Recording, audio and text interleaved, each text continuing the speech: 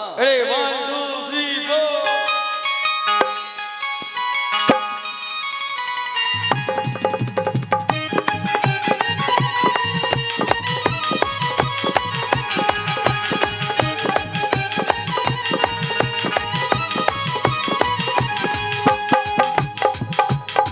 आई बानी दूर से रोवा के जल चढ़ावे दर्द दे दे बाबा हम हो गए दर्द पावे आई बानी दूर से रोवा के जल चढ़ावे दर्द दे दे बाबा हम हो गए दर्द पावे भक्ति के ये भक्ति के ये भक्ति के जिंदगी के तार ले बेबी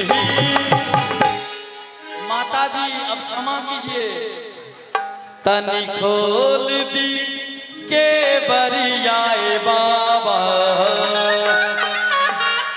बोल बम बोल बम बोल बम बोल बम बोल बम हरा हरा आह तोरी के सब मंचे पाइएगा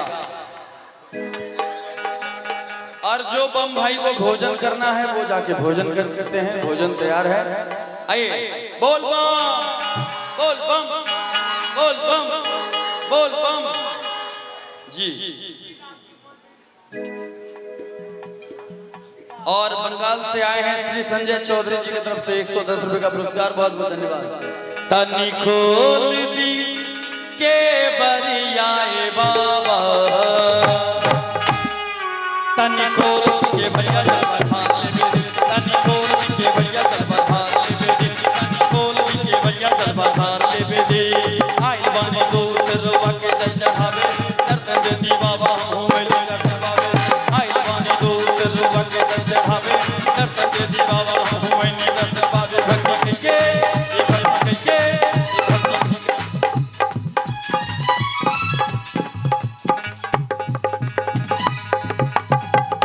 तनी खोल दी के बरियाए बाबा हरा हरा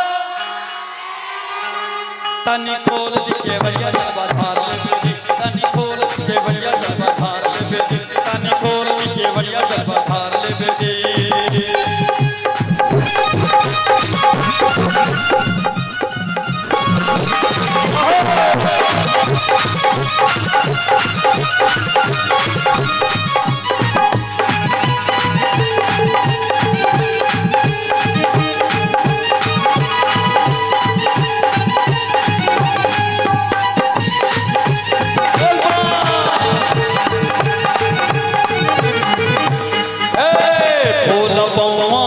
अब खड़ा हो कर ना जा ना गदा ढिमला जाही दहिया लो न जा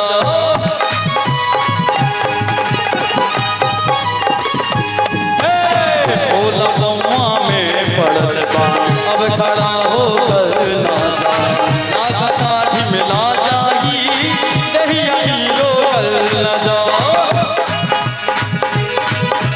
बोल बम बोल रानी पानी भर आए दर्शन करे खाती मनवा आस में भुलाए बोल बम बोल रानी पानी घर आए दर्शन करे खाती मनवा आस में भुलाए केने पानी लोवा हमरो के निहार ले बेदी केने पानी लोवा हमरो के निहार ले बेदी तनी खोल दी के बरियाए बाबा पप्पू कुमार जी गोपालगंज से उनके तरफ से 101 रुपए का पुरस्कार तनी खोल दी के बरियाए बाबा बोल बम बोल बम बोल बम बोल बम बोल बम बोल बम हरा हरा अरे बूढ़ी बोला बोल तनी खोल दी के बरियाए बाबा तनी खोल दी के बरिया जलवा धार ले बेदी तनी खोल दी के बरिया जलवा धार ले बेदी तनी खोल दी के बरिया जलवा धार ले बेदी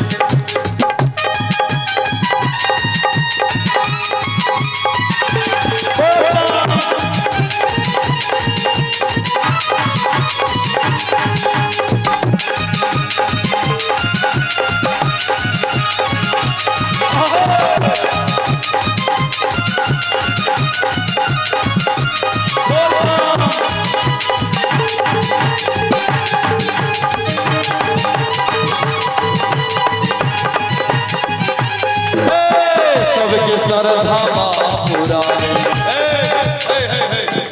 क्या बोले माता जी, आप क्या बोले? बंटी सिंह गोपालगंज से, उनकी तरफ से 101 रुपए का पुरस्कार। वीरेंद्र शाह जी की तरफ से 101 रुपए का पुरस्कार। नेहा जी की तरफ से 101 रुपए का पुरस्कार, बहुत बहुत धन्यवाद। और क्या नाम हुआ?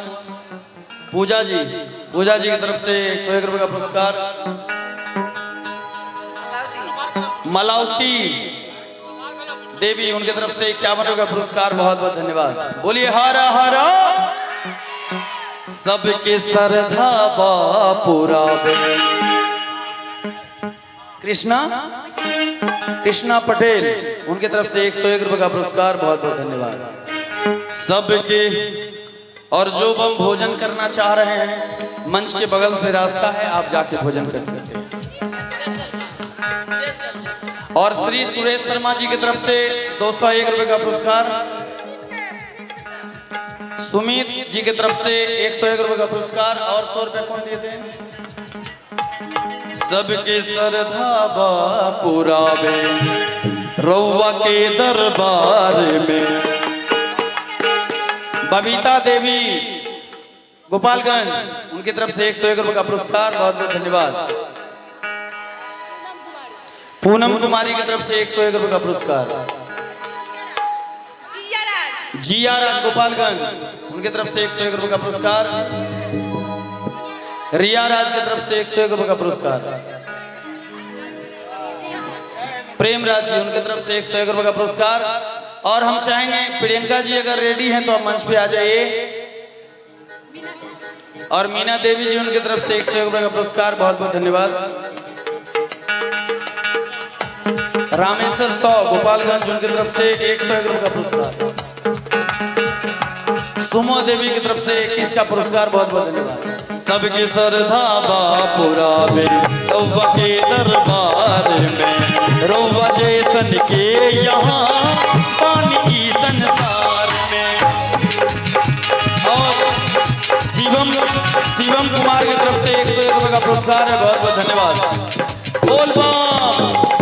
और ये सब नहीं बजाइए, आप लोग ताली बजाइए। सबके सरधा पुरावे रउआ के दरबार में, रउआ जैसन के यहाँ पानी की संसार में। सबके सरधा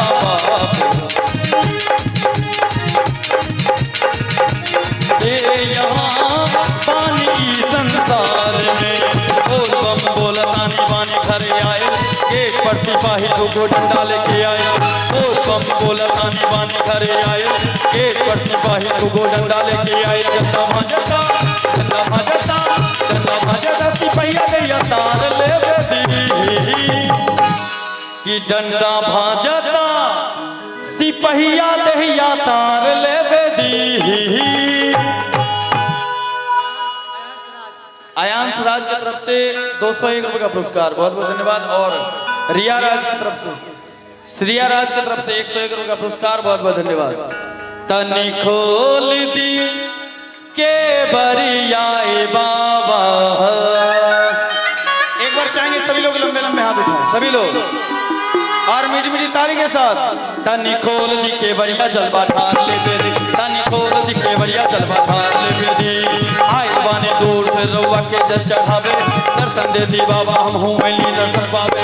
आए बाने दूर से रउआ के जल चढ़ावे, दर्शन दे दी बाबा हम हूँ मैली दर्शन पावे। भक्ति के जिंदगिया के तार ले बेदी। तनी खोल दी के बरियाए बाबा। बोल बम बोल बम बोल बम बोल बम बोल बम बोल बम। हरा हरा। तनी खोल दी के बरिया जलवा ठार ले बेदी, तनी खोल दी के बरिया जलवा ठार ले बेदी, तनी खोल दी के बरिया जलवा ठार ले बेदी।